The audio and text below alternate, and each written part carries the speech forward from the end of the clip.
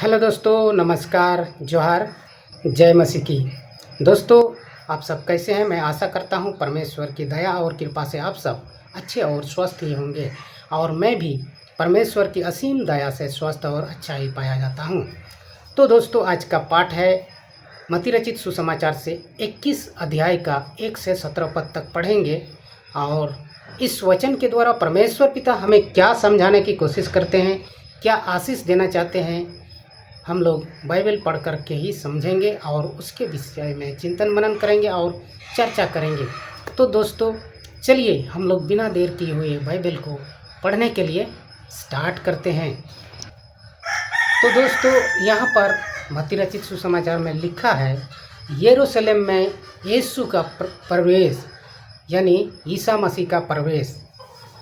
जब वे यरूशलेम के निकट पहुँचे और जैतून पहाड़ के समीप बेतफागे आ गए तो ईसा ने 2 शिष्यों को यह कहते हुए भेजा, सामने के गांव जाओ, वहां पहुंचते ही तुम्हें बंधी हुई गदही मिलेगी और उसके साथ एक बछेड़ा।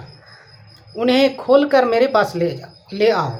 यदि कोई कुछ बोले तो कह देना, प्रभु को इनकी ज़रूरत है, वह इन्हें शीघ्र ही वापस भेज देंगे।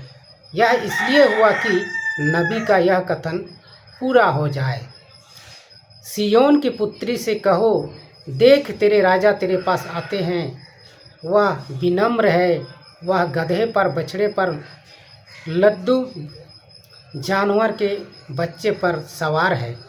शिष्य चल पड़े। ईसा ने जैसा आदेश दिया उन्होंने वैसा ही किया। गधी और बछड़ा ले आकर उन्होंने उन पर अपने कपड़े बिछा दिए और ईसा सवार हो गए। भीड़ में से बहुत से लोगों ने अपने कपड़े रास्ते में बिछा दिए। कुछ लोगों ने पेड़ों की डालियां काटकर रास्ते में फैला दी। ईसा के आगे आगे जाते हुए और पीछे पीछे आते हुए लोग यह नारा लगा रहे थे, दाऊद के पुत्र को होशाना, धन्य है वह जो प्रभु के नाम पर आते हैं, सर्वोच्च स्वर्ग में होशाना। जब ईसा यरूशलेम आए तो सारे शहर में हलचल मच गई। लोग पूछते थे, यह कौन है? और जनता उत्तर देती थी, यह गलीलिया के नाजरत के नबी ईसा है। ईसा ने मंदिर में प्रवेश किया और वहाँ से सब बेचने और खरीदने वालों को बाहर निकाल दिया।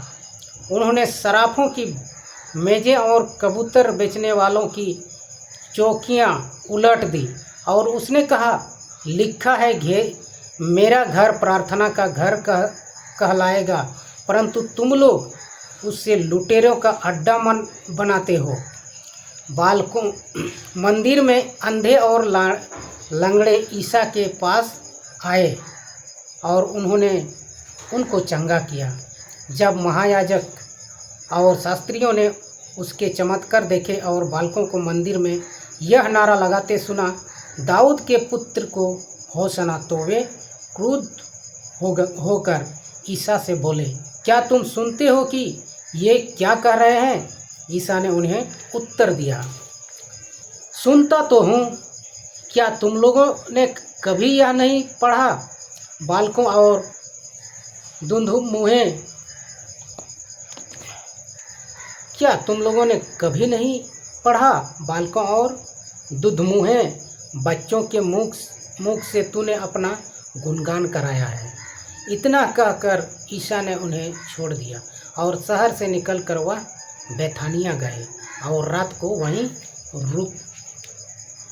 वहीं रहे। आमीन। तो दोस्तों, परमेश्वर पिता आज का वचन से बहुत ही अच्छा शिक्षा हम लोगों को देने का कोशिश कर रहे हैं। हम लोग उस वचन को अपने जीवन में लागू करने का कोशिश करेंगे, क्योंकि वचन ही हमें अंधकार से ज्योति की ओर ले चलता है और नरक से स्वर्ग की ओर ले जाता है। यहाँ जब ईसा मसीह बेतलेहम यरूशलेम के निकट पहुँचे तो उसने अपने चेले को क्या किया, एक बोला गया कि 2 चेले को उसने भेजा गांव, और गांव से गधा और एक बछड़ा को लाने के लिए बोला, जहां बांधा हुआ था। इसका मतलब ये हम लोग जान सकते हैं कि ये परमेश्वर की इच्छा अनुसार काम हो रहा था। और इस प्रकार उन लोगों ने बछड़ा और गधा को लेके आया और उस पर यीशु मसीह को बैठा करके ले गए। तो परमेश्वर का यही इच्छा है, परमेश्वर पिता का जो जो इच्छा था उसको पूरा करने के लिए प्रभु यीशु मसीह लगे हुए हैं।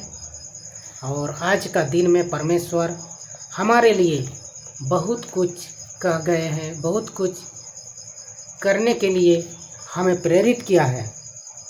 हम लोग मंदिर में या मंदिर के पास ही 2 अंधों को परमेश्वर पिता ने ठीक किया, उसको आँख दिया, केवल क्या, दुआ और प्रार्थना से।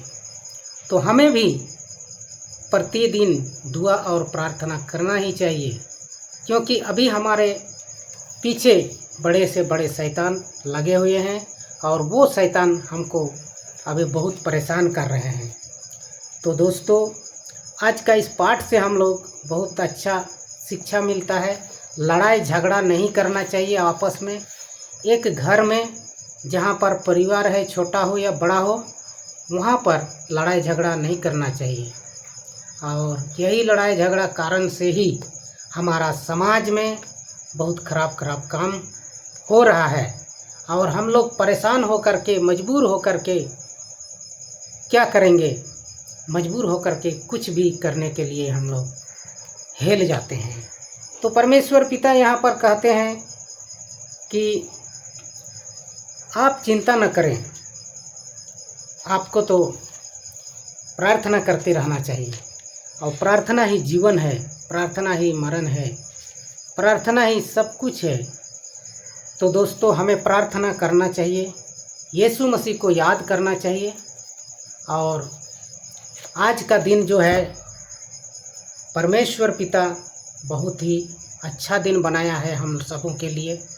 तो दोस्तों, अभी इस ज़माने में बहुत सारे जगह परमेश्वर पिता जो है बहुत सारे घटना को देख रहे हैं हम लोग। घटना घटित होते जा रहा है, भाई भाई में लड़ाई झगड़ा हो रहा है और समाज के सभी लोग एक दूसरे के खिलाफ पर पड़े हुए हैं। तो ऐसा नहीं होना चाहिए। प्रभु से प्रार्थना करते हैं कि इस तरह का काम जो है नहीं होना चाहिए। परमेश्वर का कार्य को करें और आज के बाद जो भी हम लोग प्रोग्राम करेंगे उसको सुचारू रूप से करने के लिए कोशिश करेंगे। तो दोस्तों, आज का इस वीडियो में इतना ही। फिर मिलते हैं नेक्स्ट वीडियो में। तब तक के लिए नमस्कार।